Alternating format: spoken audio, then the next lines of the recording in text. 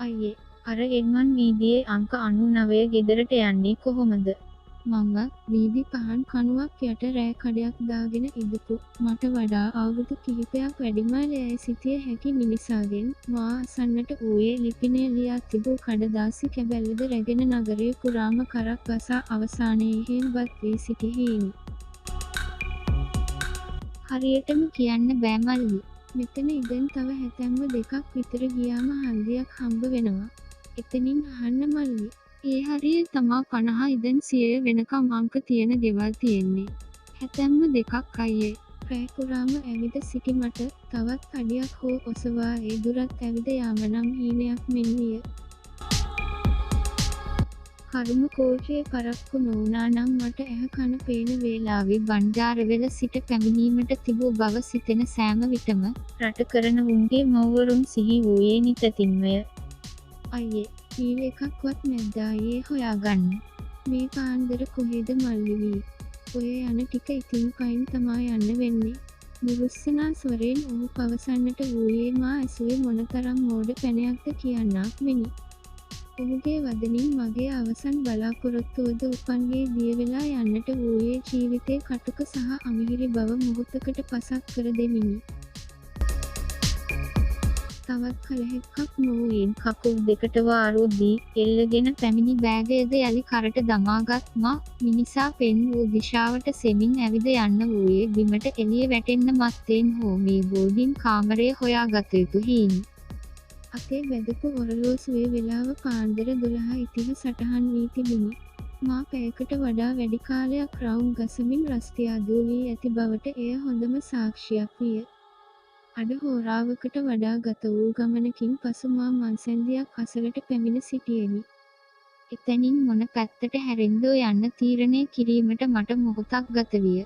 අවසානයේ වම්පසට ගමන් කිරීමට තීරණය කළේ එහි වූ පළමු නිවසේම අංක 50 සටහන් කර තිබෙන අයුරු ක්ෂණිකව ඇස ගැටුණු හිමි. නිවාසයකින් එක පසුකොට ගියද මා සෙවූ නිවසේ සේයාවක්වත් එහි නොවිය. තැනින් තැන දැල්වූ වීදි පහන් එළිවලින් යාන්තමින් ආලෝකවත් වී තිබූ වීදියේ විදුලි පහන් නොමැති තැන්වල කැලි කැපිය හැකි ඝන අඳුරක ගිලී ගොස් තිබිණි. එතැන සිට තවත් ටික දුරක් ඇවිද ගිය තැන මලකෑ අබලන් වී ගිය ගේට්ටුවක පිත්තල නාමකුවරුවක් සවිකොට තිබෙන අයුරු මට දැක ගත හැකි විය. එහි මැකී ගිය නිවසේ නමක් සමගම පිත්තල වලින්ම සවිකරන ලද 99 අංකයද මට දැක ගත හැකි විය. එය දුටු සැනින් මාගේ ගතට නව පණක් ලැබුවාක් මෙන් විය. මෙතෙක් වේලා මා ගත වෙලාගෙන තිබූ විඩාවද මදකට අමතක විය. දන්නා කියන කාත් කවුරුත් නොමැති මේ නගරයේ යාමට තිබූ එකම තැන වූ මේ බෝඩින් කාමරය සොයා ගැනීමට නොහැකි වූවා නම් අද මා පත්වන අසරණ බව කිසිවෙකුට නොවැටහෙනු ඇත. උසස් පෙළින් පසු පාසල් ගමනට ආයුබෝ කී මා තව දුරටත් ගෙදරට බරක් නොවී රැකියාවක් සඳහා යාමට පිටත් වූයේ ගෙදර සියල්ලන්ගේම අකමැත්ත මැදය. පත්තරේ තිබූ දැන්වීමට අනුව අයදුම් කළ ඇඟලුම් ශාලාවේ රැකියාවට මා තෝරගෙන තිබුණත් එම ආයතනයේ නවාතැන් පහසුකම් ලබා නොදීම නිසා මිතුරෙකුගේ මාර්ගයෙන් ඌගේ මිත්තණියගේ නිවසේ කුලී පදනමට නැවතීමට මට අවස්ථාවක් ලැබුණි. එහෙනම් හරිනේ ඔබ කැමති විදියට එහෙ ඉඳපන්. අපේ ආච්චි විතරයි එහෙ ඉන්නේ තනියම. ඔබට එහෙ එළියෙන් තියෙන කාමරේ නිදහසේ ඉන්න පුළුවන්. මම ඔක්කොම කියලා තියෙන්නේ. මා පිටත් වන මොහොතේ ලිපිනය මා අත තබමින් ඔහු පැවසූ වදන් මට සිහිවන්නට විය. කෙසේ හෝ නිදහසේ රැකියාව කර ගැනීම මාගේ එකම අරමුණ විය. කලකින් නඩත්තුවක් නොවූ නිසාද ගේට්ටුව බොහෝසේ මල බැඳී තිබිණි. සොල්බේ පහතට දැමූ මා නිශ්ශබ්ද රාත්‍රියේ දසත ඇසියන කිරිකිරි කඩ සමගින්ම ගේට්ටුවේ එක පළුවක් විවර කොට වත්තට ඇතුළු විය. වත්තට ඇතුළු වූ සැනින් සරස් කඩ නගමින් මවුලන් රංචුවක් ඉදිරී යන්නට වූයේ මාගේ පපුවේ ගැස්මද වැඩි කරමිනි. ෂික් මොන මගුලක්ද යකෝ ඒ. තව ඩිංගින් පපුවත් හිරවෙනෝ. දිග් ගාමින් එක පෙළට ගැහෙන පපුවට අත තබා ගනිමින් මා මටම පවසා ගන්නට වූයේ හිතට දැනුණු බිය නිසාමය. කලක් නඩත්තු නොකළ නිසා දෝ වත්තේ තනකොළ කකුල වැසී යන පරිදිම වැඩි තිබූ බව වීදි පහන්වල වූ කණා මැදිරි එළි බඳු ආලෝකයෙන් මට දැකගත හැකි විය. මුළු නිවසම දැඩි අඳුරක ගිලී තිබිණි. අබලනේ ගිය ගැරෑජයක් බඳු කාමරය නිවසේ ඉදිරිපසම මිදුලේ ඉදිකොට තිබූ අතර මියන් නිසා දෝ ඒ තුලින් නානාවිධ ශබ්දයන් ඇසෙන්නට විය. නිවසේ වූයේද පැරණි අබලන් බවක් බව මට යාන්තමින් පෙනී යන්නට විය. නිවස තුලින් කිසිම හැල හොල්මනක් නැති වූ තැන මා මදක් ඉදිරියට ගොස් නිවස දෙස විපරම් කරන්නට විය. මියන්ගේ දැගලීම නිසා දෝ මඩුව තුලින් ඇසුණු විවිධ හඬවල් නොනවත්වාම ඇසෙන්නට විය. ඒ සමගම හඳුනාගත නොහැකි දැඩි දුබදක්ද සුලභ සමග මුසුව හමා ආවේ මාගේ නහයද හකුළු ආලමිනි. නිවස ඇතුලේ ඉටිපන්දම් එළියක් බඳු ආලෝකයක් එහා මෙහා යන බව මට යන්තමින් දැකගත හැකි විය. නිවසේ ඉදිරි දොර වෙත ගිය මා කිහිප වතාවක් දොරට තට්ටු කරන්නට විය. ටොක් ටොක් හඬින් අවට තිබූ නිහඬ බව මොහොතකට ගිලිහී යන්නට විය. ඔව්, එකවරම පිටුපසින් ඇසුනේ බල්ලෙකුගේ වියරු උඩුබිරුම් හඬක් සහ වියරු ගෙරවීමකි. ඒ හඬ කනවැකුණු සැනින් පිටුපස හැරී බැලූ මට දැකගත හැකි වූයේ ගැරෑජයට පසෙකින් වූ අඳුරු ගසක් මුල හිද මා දෙස බලා සිටිනා විශාල කළු බල්ලෙකි.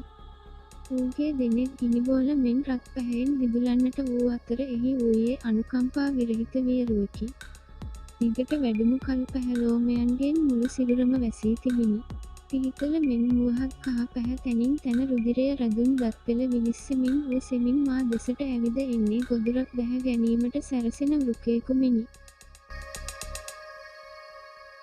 උසූ කන් යුගලක්ද සහිත බල්ලා අසාමාන්‍ය ලෙස විශාලව විය.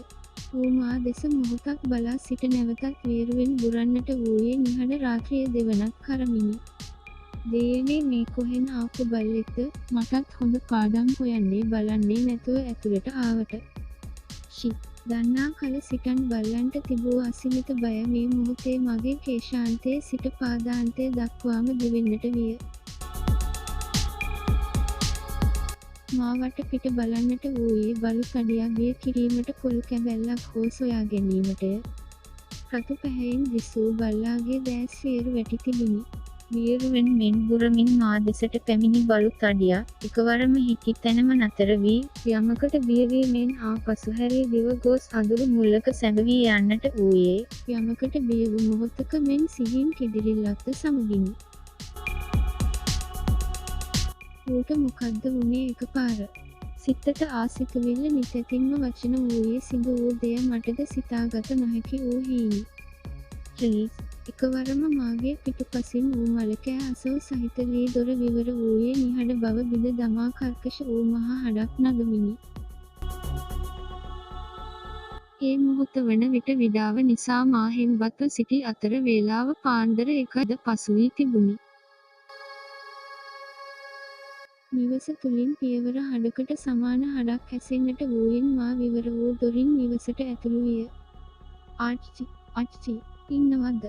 මාගේ ඇමතීමට කිසිදු ප්‍රතිචාරයක් නිවස තුලින් නොවිය. නමුත් නිවස තුලින් නොනවත්වාම පියවර හඬක් ඇසෙන්නට විය. පියවර කිහිපයක් ඉදිරියට තැබුමා මාගේ කුඩා දුරකථනයේ ආලෝකයෙන් නිවස ඇතුළත යාන්තමින් බලන්නට විය. වටපිට බැලූ මට බිත්තියේ වූ ස්විචයක් සොයා ගැනීමට හැකි වූ අතර මා එහි සියලු ස්විච පහත දැමුවේ එකඟ විදුලි පහනක් හෝ දල්වා ගැනීමේ අටියෙනි. වාසනාවකට මෙන් සාලයේ වූ එක විදුලි බුබුලක චිරිචිරි හඬ නගමින් කණා මැදිරි ආලෝකයක් විහිදෙන්නට විය. එලෙස දැල්වුණු ආලෝකයෙන් නිවසේ ඇතුළත දුටු මගේ සිහිය විකල් වී ගියාක් මෙන් විය. සාලය පුරා තැබූ ගෘහ භාණ්ඩ දූවිල්ලෙන් වැසී ගොසිනි. ඒවා වටා එතී ගනව වැඩුණු මකුළු දැල ඒවා අරක්ගත්තා මෙන් වසාගෙන තිබුණි. ඇතැම් දේ අබලන්ව දිරා ගොසිනි. නිවස තුළ තිබූ සුදු පිරියම් බිත්ති පෙද පාසි බැඳී දුර්වර්ණ වී තිබිණි. බැලූ බැල්මට මේ නිවස මිනිසෙකු ජීවත් වී සිටින නිවසකට වඩා අතහැර දමන ලද නිවසක් මෙන් විය. මේක මිනිහෙකුට ඉන්න පුළුවන් තැනක්ද? මා මගෙන්ම විමසා ගන්නට විය.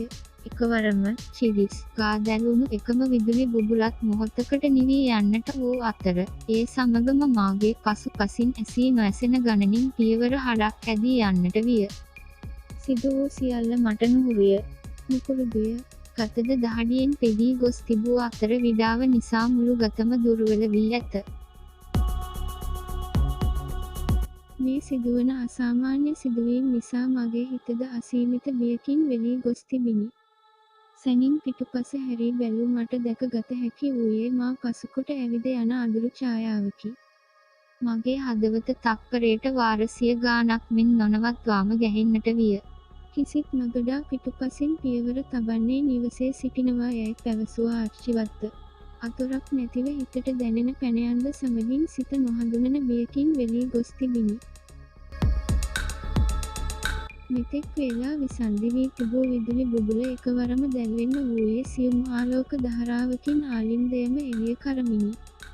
ඒ සැනින් මට දැක ගත හැකි වූයේ මට පිටුපා ඇවිද යන මුළු කොණ්ඩයම සුදු පැහැවූ වයසක කාන්තාවකි.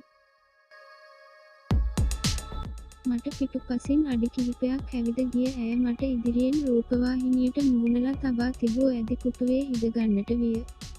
මේ කිසිත් තේරුම් ගත නොහැකි වූ මම ගැහෙනා හදින් ඒ දෙස බලා සිටින්නට වූයේ කරන්නේ කුමක්දැයි යන්න සිතාගත නොහැකිවය. මේ ඉන්නේ ආච්චිද? එහෙනම් කතා කළේ නැත්තේ මොකද? මේ ගෙදර මේ විදියට ඉන්නේ කොහොමද? විවිධාකාර වූ සිතුවිලි සමුදායක්ද සිත තුළ පෙරලි කරන්නට වුවද ඒවා වචන කර ගැනීමට නොහැකි තරමේ බියක් හිතට දැනී තිබිණි. ආයාසයෙන් ගිලගත් කෙළ පිඩ උගුර හරහා ඇදී ගියේ වේලී ඉරිතලා ගිය පොළවක් මතින් දිය සීරාවක් ඇදී යන තරමේ අපහසුවකිනි. එකවරම හෝස් හඬනගමින් ඉදිරියෙන් තබා තිබූ පැරණි සුදු කළු රූපවාහිනිය ක්‍රියාත්මක වූ අතර එහි කිසිවක් පැහැදිලිව නොපෙනුණු අතර හෝ හඩත් සමග තිරස් අතට ඉරි උඩ පහළ යන්නට වූයේ නිහඬ නිවස තුළ මහා ഘോഷාවක් බඳු ශබ්දයන් නිර්මාණය කරමිනි. ආච්චි මා නැවත කතා කරන්නට වූයේ මෙවර හෝ ප්‍රතිචාරයක් බලාපොරොත්තුවෙනි. එහෙත් මාගේ ඇමතීමට කිසිදු ප්‍රතිචාරයක් නොවූයෙන් මා අඩි කිහිපයක් නුදුරින් තබා තිබූ පුටුව වෙත පැමිණ ඒ වෙත එබී බලන්නට විය. බුදුවමෝ, මටත් නොදැනීම විලාපයක් මගේ මුවින් නිකුත් වනවත් සමගම මා අඩි කිහිපයක් පිටුපසට විසි වූයේ අසල තිබූ පිත්තල පෝච්චිය, පුටු ආදිය පෙරළගෙන බිම ඇද දමමිනි. මාගේ පාදාන්තයේ සිට කේශාන්තය දක්වාම දියෙන් ගොඩ දැමූ මාළුවෙකු මෙන් ගැහෙන්නට වූ අතර සිරුර දාඩියෙන් පෙගී යන්නට විය. ඉසේ සිටම දහඩියෙන් තෙත් වී තිබූ අතර ගෙල හරහා දහඩිය ගලා යන අයුරුද දැනෙන්නට විය. මාගේ දැස් මටම අදහා ගත නොහැකි වී ඇත. මා ඉදිරියේ පුටුවේ මේ මොහොතේ මා දකින්නට ලැබුණ දෙය මා සිහිනයකින්වත් බලාපොරොත්තු නොවූ දෙයකි. මා ඉදිරිපිට පුටුව මත වූයේ සම්පූර්ණයෙන්ම දිරාගිය මලකුණකි. එහි සියලුම මස්දිය වී ඇට සැකිල්ල පමණක් ඉතිරි වී තිබූ අතර මා මොහොතකට පෙර දුටු වයසක ගැහැණියගේ නැතිනම් මා ආච්චියයි ඇමතු ගැහැණිය හැද සිටි ඇඳුමට සමාන ඇඳුමක් ඇට සැකිල්ලටම ඇලී තිබිණි.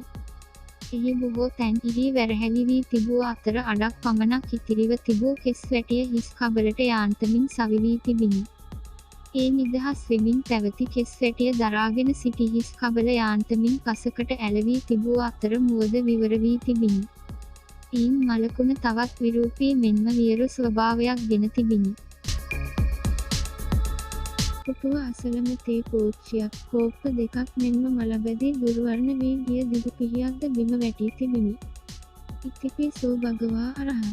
මාගේ මුවින් නොදැනීම බුදුගුණ සිහිවන්නට වූ අතර එහි වචනද පිට නොවන තරමට තොල කට වියලී ඇති අයුරු මට දැනෙන්නට විය. කෙළ පිඩක් හෝ ගිල ගැනීමට නොහැකි ලෙස උගුර සිරවී තිබුණත් මා ආයාසයෙන් ඊට උත්සාහ කරන්නට විය. ආයාසයෙන් වෙව්ලෙන කකුල් වලට වාරුගෙන අසල තිබූ පුටුවකට වාරු වෙමින් නැගිට ගත්තද දෙක තුලේ ඇති වූ වේලීම නම් අඩුවක් නොවිය. ඒ වන විටත් සෝ හඩින් ක්‍රියාත්මක වූ රූපවාහිනිය එකවරම නතර වූ අතර ඒ වෙනුවට උගුරෙන් කරන්නා වූ ගෙරවීමක් බඳු හඬක් මාගේ පිටුපසින් ඇසෙන්නට විය. නහය හකුළුවාලමින් එන දැඩි කුණු ගඳක් සමගම ඒ හඬ සෙමින් පෙරට වඩා මගේ කන අසලින්ම ඇසෙන්නට විය. මෙතෙක් වේලා කුටුවේ වූ ඇට සැකිල්ල දෙස බලා සිටි මා මදක් හිස ඔසවා ඊට පිටුපසින් වූ කණ්ණාඩිය දෙස බලන්නට වීමි. එය එසේ නොබැලුවේ නම් යන්න ඒ ක්ෂණයෙන්ම මාගේ හිතට නැගුණ සිතුවිල්ල විය. කණ්ණාඩියේ ප්‍රතිබිම්බයේ මා පිටුපසින් සුදු පැහැකෙස් වැටියක් සහිත වියරු මෙන්ම විරූපී රුවක් මා වෙත ළංවෙමින් සිටින්නට විය.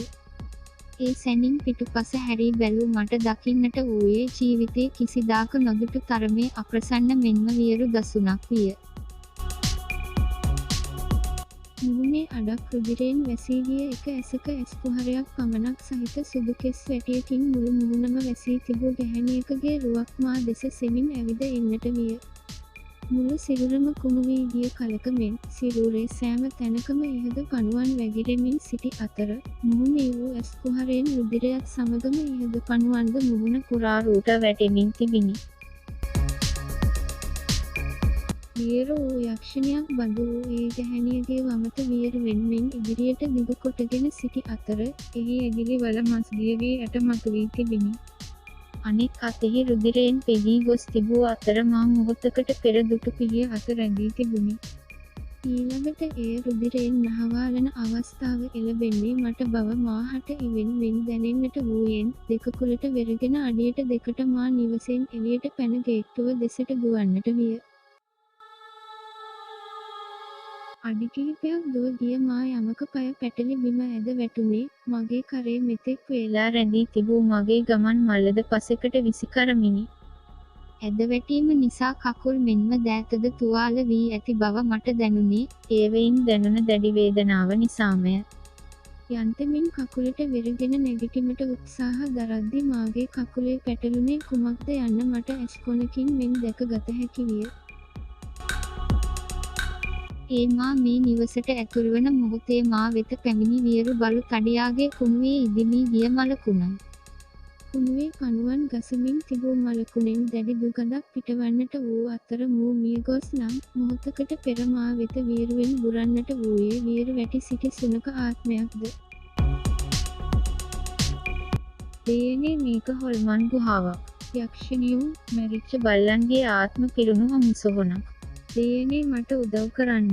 දිය තෙහෙට්ටුව කැටිවී මුළු ගතම අඩපණ වී තිබූ මොහොතේ මට කළ හැකි එකම දෙය නම් සරණක් ඉල්ලා යැදීම පමණි. සෑසීම් කඳුළු ගෙඩි පිටින් ගලා ගියද මාගේ සරණට මේ පාන්දර යාමේ මේ අහලකවත් කිසිවෙක් හෝ නොවන බව සිහිවන විට මා තවත් අසරණ කරන්නට විය. බිම වැටී නැගිටීමට වෙර දැරූ මට දැකගත හැකි වූයේ දොර අභියස වියරුවෙන් මෙන් මා දෙස බලා සිටිනා ගැහැණියගේ රුවයි. ඒ සැනින් නිවස නැවතත් අඳුරේ ගිලී යන්නට වූ අතර ගැහැණියගේ රුවද ඒ සැනින් අතුරුදහන් විය. කුකුලේ මෙන්ම අතේද වූ තුවාල වලින් රුධිරය ගලා යන්නට වූ අතර නැගිට ගැනීමටද නොහැකි ලෙස කකුල් පන නැති වී තිබිණි. ඒ සැනින් පෙර ඇසුණු උගුරෙන් කරන්නක් බඳු ගෙරවීම මාගේ පිටුපසින් ඇසෙන්නට වූ අතර සැනින් මගේ ගෙල යමෙක් අල්ලාගන්නක් මෙන් සිරවෙන්නට විය. එහි දැඩි බව අඩුවකට 80ක් බඳු විය. සෙමින් ගෙල හරවා බැලූ මට දැක ගත හැකි වූයේ එක අතකින් මාගේ ගෙල අල්ලගෙන මා දෙස බලා සිටිනා වියරු ගැහැණියගේ රුවයි. ගැහැණිය එක අතකින් මාගේ ගෙල දැඩිව සිරකොටගෙන සුරතේ රැදි පිහිය මාගේ ගෙලට තබා සෙමින් තද කරන්නට විය. එපා අත ඇරපන් යක්ෂණී මට යන්න දීපන්. තව මොහොතකින් ගැහැණිය අත රැදි පිහිය මාගේ ගෙල තුලට කිදා බසිනා බව මට දැනෙන්නට විය. මේ මගේ අවසන් මොහොත බව මට සිහිවන්නට වූයෙන් බිය සහ අසරණකමින්ද හෙම්බත් වී සිටි මාගේ දෙනෙතින් කඳුළු නොනැවතී ගලා යන්නට විය. යන්න දීපන්. අනේ දෙයනේ මාව බේරගන්න කවුරුවත් නැද්දෝ? මා හැකිවර යොදා කෑ ගසන්නට විය. නමුත් මගේ ඒ හඬ අසන්නට තරම් අයෙක් පසලකවත් නොවිය. සරස් හඩින් එකවරම යමෙක් මා පිටුපසින් දිව එන හඬක් මගේ සවනට ඇසෙන්නට වූ අතර ඒ සැනින්ම කොහේදෝ සිට පැමිණි මා මොහොතකට පෙර දුටු කළු පැහැ වියරු බලු තඩියා වියරුවෙන් මෙන් මාගේ ගෙල මිරිකාගෙන සිටි ගැහැණියගේ ගෙලට පනින්නට විය. ඒ අවසරයෙන් මොහොතකට මාගේ ගෙල ඇගේ වැහැරී ගිය අතින් නිදහස් වූ අතර ගැහැණියගේ ගෙරවීමක් බඳු කෑ ගැසීමත් බල්ලාගේ වියරු බිරුම් හඬත් අඳුරු මුල්ලක් දෙසින් වියරු ගැටුමක් මෙන් ඇසෙන්නට විය. ඒ ලද අවසරයෙන් කකුලට වෙර යොදා ගේට්ටුවෙන් එළියට පැන්න මා නිවස නොපෙනී මානයක් දක්වා පසුපස නොබලා එක දිගට දිව යන්නට වූයේ මරණ බයේ පලා යන්නෙකු ලෙසය. යාන්තමින් හිරුගේ එළිය පොළව සිප ගැනීමට වෙහෙසෙන මොහොතේ දිගියෙන් යාන්තමින් නිවසක එළියක් දැක ගත හැකි විය. ඒ අසලම රැඳී සිටි පිරිමින් කිහිප දෙනෙක්ද වූ අතර අවට ඇඳ තිබූ සුදු පොලිතින් පටි සහ සුදු කොඩි කණු කියාපෑවේ ඉලව්ගයක සලකුණුය. එම නිවසට ලංවන විටම මගේ දෑස් බොඳ වී යන්නට වූ අතර දෙකකුල් පණ නැති වී මුළු ගතම පණ නැති වී යන්නට විය. මා හැකි වෙර යොදා ඉලව් ගෙදර සිටිය උන්ට කෑගසන්නට වූයේ මාගේ දෑස් බොද වී යද්දීමය. පේරගන්නෝ මල්ලි මල්ලි කොහොමද දැන් අවුලක් නෑ නේද? මා ආයාසයෙන් දෑස් විවර කරන විට මා වටා තරුණයන් කිහිප දෙනෙකු රැස් වී සිටි අතර මා කුඩා මේසයක් මත හාන්සි කොට සිටියේය. අවුලක් නෑ අයියේ, මම මේ කොහෙද ඉන්නේ? පාන්දර අපිට කෑගැහිල්ලක් ඇහුණා බේරගනියෝ කියලා. එතකොට අපි ගිහින් බලනකොට මල්ලි අර බෝක්කුව ගාව සිහි නැතිව වැටිලා හිටියා. ඇත්තටම මල්ලි මොකද්ද වුනේ? උන දේ මට හිතා ගන්නත් බෑ අයියේ. අයියාලා විශ්වාස කරයිද කියලාත් විශ්වාස නෑ. කමක් නෑ මල්ලි කියන්නකෝ බලන්න. මා සිදුවූ සියල්ල අකුරක් පාසා ඌනට පවසන්නට විය. මාගේ කතාව අසා සිටි ඔවුන් සියල්ලන්ගේ දෑස් දොබ ගෙඩි මෙන් විසල් වන්නට විය. දෙයෝ සාක්කි මල්ලි, උඹ මාර බේරිල්ලක් නේ බේරිලා තියෙන්නේ. ඕක උඹගේ හිතේ ඇදුණු දෙයක් වෙන්න බෑද මල්ලි? හැබැයි ඔය කියපු පැත්තේ අංක 99 ගේනම් තියෙන්න විදියක් නෑ ඕකේ. බෙදලා තියෙන විදියට 99 තියෙන්න ඕන අනිත් පැත්තේ පාරේ. නෑ ඒ ගෙදර ගහලා තිබුණේ 99 කියලා. ඔහු කියන පරිදි මෙය මාගේ හිතුවක් නම් විය නොහැක. දෑතේ දෙපේ තුවාල ඇද වැටීම නිසා සිදු වූ බව සිතිය හැකි වුවත් කෙලෙහි වූ කැපුම් පාර එසේ නොවන බව මට සක්සුදක්සේ විශ්වාසය. කමක් නෑ මල්ලි, අපි ගිහින් බලමු. මොහොතකට පසු ඔවුන් සමගම මාද පෙර දින සිදුවීම සිදු වූ නිවස සොයා පිටත් වන්නට විය. කොතෙක් සිවුවද මා පැවසූ මාවතේ 99 අංකය සහිත නිවසක් සොයාගත නොහැකි විය. පසුව නැවතත් වඩා විමසිල්ලෙන් බැලූ කල මට පෙර දින වූ පිත්තල නාම පුවරුව සහ අබලන් ගේට්ටුව සොයාගත හැකි විය. පසෙකින් පෞද්ගලික ඉඩමකි යන්න ලියූ බෝඩ් කැබැල්ලක් සවිකර තිබූ අතර එහි වූ අංකය දුටු මාගේ ඉහමුල රත් විය. එහි පිත්තල නාම පුවරුවේ සවිකොට තිබුණේ අංක 66 විය. මල්ලි මේකද ගෙදර? මේක අර ඉස්බෙත් කියන නාකි උද්දක්ෂ වලව්කාර ගෑණිගේ ගෙදරනේ. දන්න කාලෙක ඉඳලා ඔය ගෙදර කවුරුවත් ඉදියා කියලා මට මතක නෑ. මට මගේ පුංචි සන්දියේ ඔය ගේට්ටුව ගාව ඉඳන් පාර බලන් ඉන්න ආඩම්බර වයසක ගෑණු කෙනෙක් නම් යාන්තමින් මතකයි. නිවසේ කිසිදු හැල හොල්මනක් නැත. අඩක් ගරා වැටී තිබූ අතර පෙර දින දුටුවාටත් වඩා එය අබලන් නිවසකි. ගේට්ටුවද අගුල් දමා ලොක් කර තිබූ නමුත් ගේට්ටුවට ඉහළින් එසවී බැලූ මට ගස මුල වැටී තිබූ මාගේ ගමන් මල්ලද ඊට නුදුරින් මැරී සිටි මාගේ දිවි බේරූ සුනක ආත්මය හිමි බල්ලාගේ මලකුණද මට දැක ගත හැකි විය. මගේ බෑග් එක තාම වත්ත ඇතුලේ අයියේ. ඉන්න මල්ලි මම අරන් දෙන්නම්. වත්තට ඇතුළු වූ අයෙක් මගේ ගමන් මල්ල මා වෙත ලබා දුන් අතර ඔවුනට ස්තුති කොට මා ආපසු ගමට යෑමට සිතුවේ මේ සිදුවීමෙන් පසු රැකියාවද එපා වුණ හේනි. ඒ සමගම මාගේ දුරකථනය නාද වන්නට විය. ඇමතුම මාගේ මිතුරාගෙනි. "හෙලෝ කොහෙද යකෝ ඔබ ඊයේ ගියේ? මොකද්ද උනේ ඔබට?" ආච්චි බය වෙලා මට කෝල් කළව දෙන්න. වෙන්න ඕන ඔක්කොම වුණා. මම ඔබට ඇවිත් කියන්නම්. දුරකථනයේ විසන්ධි කළ මා උදව් කළ පිරිසට ස්තුති කිරීමට සැරසෙත්ම ලයිව් කණුවක් මත අලවා තිබූ මරණ දැන්වීම දුටු මාගේ දෑස් නළලේ රැඳෙන්නට විය. දෙවියනි, මේක කොහොමද වෙන්නේ? එහි වූයේ මරණ දැන්වීමකි. එය මීට දිනකට පෙර අවසන් කටයුතු සිදු කළ මරණ දැන්වීමකි. මගේ වෙනස දුටු එතන සිටි අයගෙන් කෙනෙක් මා වෙත එන්නට විය. මල්ලි, මෙයාව දන්නවද? මෙයාගේ මල ගෙදරට තමයි මල්ලි අපි ඊයේ ගියේ. ඊයේ හවස තමයි අවසන් කටයුතු කළේ. හොද කොල්ලා. නම කම. ලොරියක් යට කරගෙන ගියා මල්ලි. කොල්ලා එතනමයි.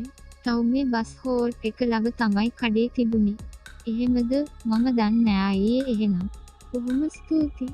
මම ගිහින් එන්නම්. වුණට එය පවසන විටත් මාගේ හදවත නොනවත්වාම ගැහෙන්නට විය. කකුල් වාරු නැති බව දැනුණත් මා සෙමින් පියවර තබා ඇවිදින්නට වූයේ සිදු වූ සියල්ල සිහිනයක් මෙන් සිතමිනි. එය එසේ වන්නේ කෙසේද? මේවා සැබෑවක්ද? මා දෙලොවක් අතරමං වී ඇතැයි ගෙවෙන තත්පරයක් පාසා මට දැනෙන්නට විය. අවසාන මොහොතේ මා තවත් මේ නොපෙනෙන ලෝකය තුල අතරමං කරන්නට විය. ඒ මා දුටු මරණ දැන්වීමයි.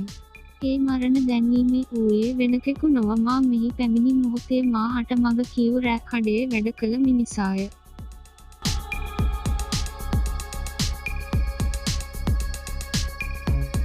සමාප්තයි. යාළුවනේ, මේ අද්විතීය හොල්මන් කතාව සත්‍ය කතාවක්ද නිර්මාණයක්ද කියලා නම් සඳහන් වෙලා තිබ්බේ නෑ. මේ ඇද කිලිකොලා යන සුපිරිම කතාව මම උපුටා ගත්තේ මිනෝෂාන් මදුවන්ත සොයුරාගෙන්. ඉතින් මේ කතාවේ සම්පූර්ණ ගෞරවය මිනෝෂාන් සොයුරටත් කර්තෘතුමන්ටත් හිමි. හැමදාමත් වගේ ඔයාලට ගොඩක් පරිස්සමෙන් ඉන්න කියලා මතක් කරන ගමන් අපිව සබ්ස්ක්‍රයිබ් කරපු ඔයාලට ගොඩක් ස්තුති කරන ගමන් මේ වීඩියෝ එක මෙතනින් ඉවර කරන්නම් යාළුවනේ. ඔයාලා හැමෝටම බුදු සරණයි දෙවි පිහිටයි.